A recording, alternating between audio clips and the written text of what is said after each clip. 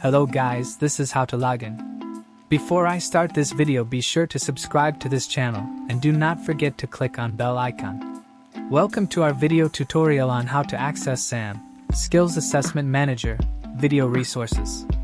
SAM is a powerful tool for improving your skills in Microsoft Office or other technology areas, and our video resources are an excellent way to learn more about how to use SAM effectively.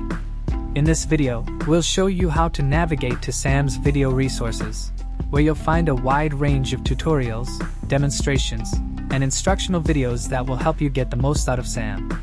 We'll also provide tips and tricks to help you get started with SAM, including how to access SAM's assessment and training features. So if you're looking to improve your skills and succeed on Cengage, this video is for you. Let's get started. Firstly, head towards your web browser and type sam.cengage.com in the search bar and hit enter. This page will open. It will ask you to enter your username and password. And at the top right corner of the page you will see Help button. Click on it. After clicking on it you will see three options. Now click on SAM Video Resources. It will then take you to the new tab where you will find SAM Training Resources. I hope you guys liked this video. I will see you in the next one.